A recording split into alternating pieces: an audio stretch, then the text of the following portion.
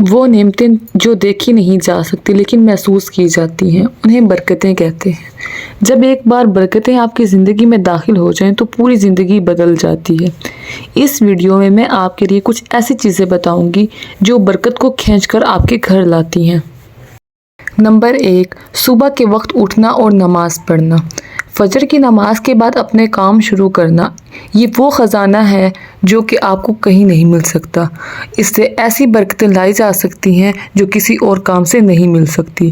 آپ صلی اللہ علیہ وسلم نے فرمایا کہ اپنی امت کے لیے دعا کی اللہ تعالیٰ سے کہ اللہ تعالیٰ ان کے صبح کے کاموں میں برکتیں عطا فرمائے۔ اور یہ سب سے اہم بات ہے کہ جب آپ صبح کے وقت اٹھنا شروع کریں گے تو آپ کے وقت میں ایسی برکت ملے گی کہ آپ سوچ نہیں سکتے۔ نمبر 2، صدقہ کرنے سے آپ اپنے رزق میں ایسی برکتیں محسوس کریں گے جو آپ نے کبھی نہیں دیکھی ہوں گی۔ ہر روز کی بنیاد پر صدقہ دیا کریں، چاہے 10 روپے ہی کیوں نہ ہو۔ صبح اٹھ کر صدقہ دیں اور دعا کریں کہ اللہ ہر مصیبت اور پریشانی سے آپ کو نجات دے۔ بے شک صدقہ مصیبتوں کو ٹالتا ہے۔ اب آپ یہ کہیں گے کہ 10 روپے دیتے ہوئے آپ شرم محسوس کرتے ہیں، تو اس کا بھی حل ہے۔ آپ ایک باکس بنا لیں یا پھر گھر میں کوئی فالتو ڈبہ رکھا ہے، آپ اپنے 10 روپے اس میں ڈال دیا کریں۔ جب ہفتہ یا مہینہ گزر جائے تب کسی ضرورت مند کو دے دیں۔ نمبر 3، قرآن پڑھنا۔ صبح کے وقت قرآن پڑھنا یا دن میں کسی وقت بھی، چاہے آپ ایک آیت ہی کیوں نہ پڑھیں۔ قرآن پاک ایک نور ہے اور یہ نور آپ کی زندگی میں وہ روشنی کر سکتا ہے جو کوئی چیز نہیں کر سکتی۔ چاہے آپ فون پہ پڑھیں یا قرآن پاک پر، لیکن اس چیز کو اپنی عادت بنائیں۔ دن میں 1 رکوع تو ضرور پڑھیں۔ ہر کام بسم اللہ پڑھ کے شروع کرنا چاہیے، چاہے وہ چھوٹے سے چھوٹا ہو یا بڑے سے بڑا۔ کھانا بنانے لگے ہیں آپ یا کوئی چیز اٹھا رہے ہیں تو آپ بسم اللہ پڑھ کے اٹھائیں۔ آپ پانی پی رہے ہیں یا کھانا کھا رہے ہیں تو آپ بسم اللہ پڑھ کے کھانا کھائیں۔ یہ چھوٹی سی چیز آپ کی زندگی میں وہ برکتیں لائیں گی جو آپ محسوس کریں گے۔ نمبر 5، اپنے گھر کو صاف ستھرا رکھیں۔ اس سے آپ کے دل کو الگ سکون ملے گا اور آپ کے گھر کا فرشتوں کی اترنے کی جگہ بن جائے گا، کیونکہ جہاں گندگی ہوتی ہے اور وہاں شیطان ہوتا ہے، اور جہاں شیطان ہوتا ہے وہاں سے برکت حاصل نہیں ہو سکتی۔ قرآن پاک میں ہے کہ تم شکر ادا کرو میں تمہیں اور زیادہ دوں گا۔ اس سے مجھے ایک واقعہ یاد آ گیا۔ جب حضرت موسیٰ علیہ السلام کوہ طور پر اللہ تعالیٰ سے ہم کلام ہوا کرتے تھے تو اس ٹائم 2 لوگوں نے شکایت کی۔ ایک نے کہا کہ میرے پاس اتنا رزق ہے اور اتنا مال و دولت ہے کہ مجھ سے سنبھالا نہیں جاتا، اللہ تعالیٰ سے کہیں کہ اس کو کم کر دے۔ دوسرے نے کہا کہ میرے پاس کچھ بھی نہیں ہے، رزق کی بہت تنگی ہے، اللہ تعالیٰ سے کہیں کہ مجھے رزق دے۔ جب حضرت موسیٰ علیہ السلام نے اللہ سے کہا تو اللہ تعالیٰ نے فرمایا پہلے والے کو کہیں کہ شکر کرنا بند کر دے، اس کا رزق کم ہو جائے گا۔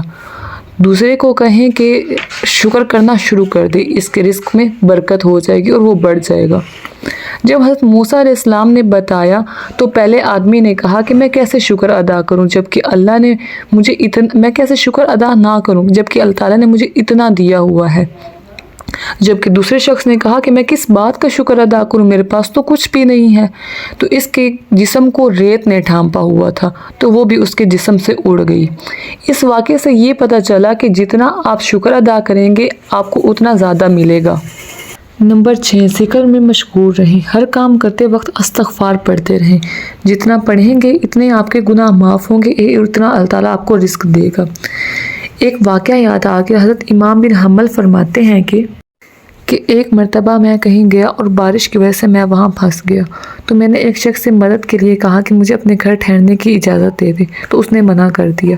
تو ایک نان والے نے مجھے دیکھا اور کہا کہ میرے گھر آپ 1 رات رک سکتے ہیں۔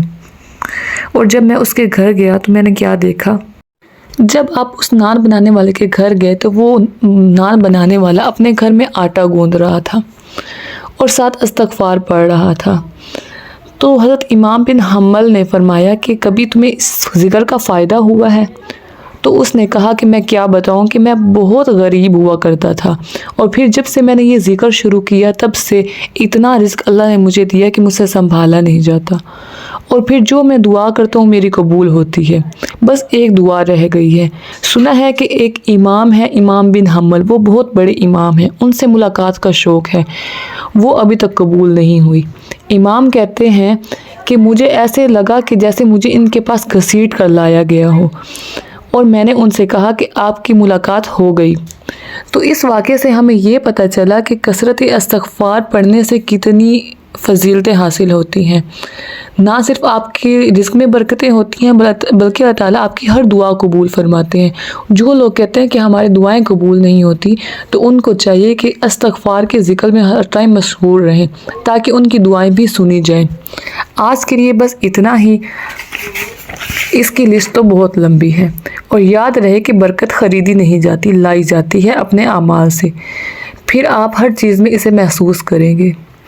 اللہ حافظ۔ اگر آپ کو ایسے اعمال جاننے ہیں جس سے برکت آتی ہے تو کامنٹ سیکشن میں لکھیں پارٹ 2۔